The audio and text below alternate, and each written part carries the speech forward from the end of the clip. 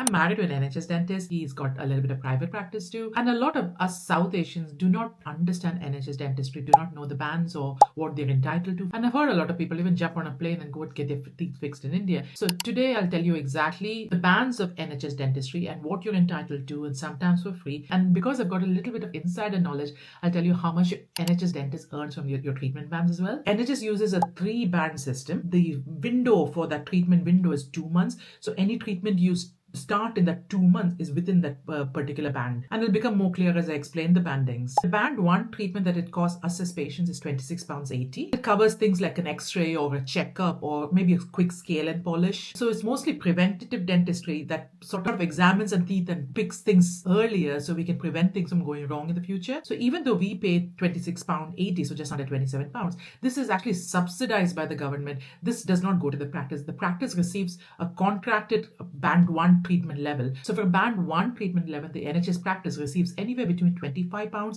and £37, depending on what the contract value is between the practice and the NHS. And I think this is common knowledge that the more funding that the NHS practice or a school or a GP practice receives from the government depends on if it's a poorer socioeconomic area or not. So if it's a nicer area, they receive closer to £25. If it's a poorer socioeconomic background, that NHS practice can negotiate up to £37 per unit of work. Maybe I'm biased when I'm saying this, but let's say for your checkup, the NHS practice that you go to receives about £30. The £30 should pay the dentist, the nurse, the receptionist, the rent of the building, the marketing costs, the cleaning of the equipment, the procurement of the equipment, etc. And I know it's annoying when you have to pay £30 for sitting 10 minutes on the dentist chair. So if you break down the expenses, it's not a lot of money that a dental practice receives for your care. The band 2 treatment B as a patient pays £73.50, and this usually includes any treatment, say fillings or an extraction or a root canal, etc. So say we go for a checkup, so that is a band 1 treatment, but once we're on the dentist chair, they've identified a cavity that needs to be filled. So that is a band 2 treatment. So you do not pay the band 1 and the band 2 cost, you just pay the band 2 cost. The £73.50 that we pay is subsidized by the government. The NHS practice receives from the government somewhere between £75 and £100 for the treatment. And this is the treatment that for us as patients, that is very, very annoying because we are in pain when there is a cavity that we need a filling or a root canal, etc. But on the flip side, for an NHS practice, let's say a ballpark of £90 is what they receive from the government. And if it's a root canal treatment, that can take 1 or 2 sittings for a root canal. And that to the practice cannot charge you extra. If there's 2 or 3 teeth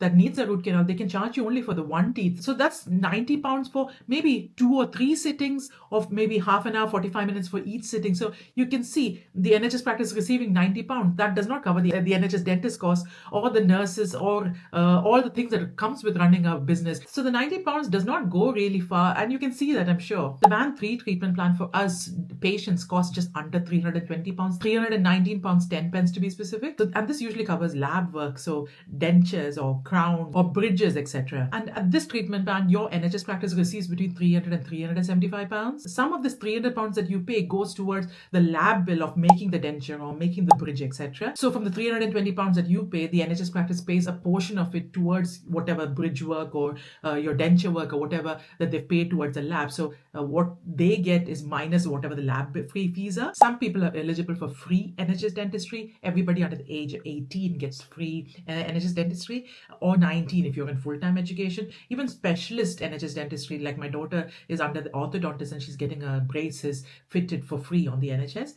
Secondly, if you're pregnant, if you're currently pregnant and 1 year post-delivery, because I think our teeth go funny when you're pregnant and things, so you get free NHS dentistry during that time for almost 2 years. Also, people who are on low incomes and receiving certain benefits like say universal income or income support, etc., are eligible for free NHS dentistry. For those of us who do not have an NHS dentist, there is an emergency dentist service, and the payment for this is the band 1 treatment pay of £26.80. So they just give you the immediate treatment to relieve you from your pain, whether it's antibiotics or maybe it's an extraction or maybe a quick filling. So they just do quick treatments to relieve you of your pain. Also, there may be certain situations where you can do a private top-up to your NHS care. So say you have a filling that is a band 2 treatment.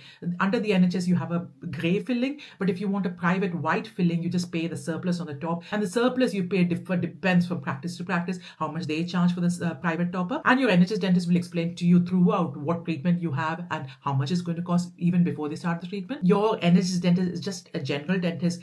We as South Asians are used to seeing specialists. If you're back in India, an orthodontist or a periodontist or whatever, your NHS dentist is just a general dentist, and they'll refer you to a specialist for specialist treatment, maybe a molar root canal or specialist orthodontist work and things. They can refer you to specialists, and some specialist work is covered on the NHS and some is not, and your dentist should be able to guide you. And why is NHS dentistry struggling in the UK? The NHS practice, as I've explained to you, with all the bandings of treatment, they do not make a lot of money from what they get from the NHS. So the NHS contract banding is very, very poor that the NHS practice receives. NHS practice is not run by the government. It's private individuals who's taken a contract from the NHS and is trying to run a business. So they obviously want to make a profit at the end of the day. And with the contract from the NHS is very hard and the margins are very thin for them making a profit. So that is why NHS dentistry is very, very stretched these days. So my top tip here is, if you have an NHS dentist, do not miss NHS dentist appointments, because if you cancel more than once or twice, they will delist you. And as we all know, there's a big, huge list of patients queuing to join the NHS waiting list. The NHS practices are very quick to delist you, so do not get delisted. So if you are lucky enough to have an NHS dentist, attend the dentist appointments regularly. Even if you do not have a problem with your teeth at the time, attend your NHS dentist. NHS dentistry is mainly focused around preventative treatment rather than treatment for a problem. They prevent problems happening by regular checkups. I hope this video has given you some insight on NHS dental practices.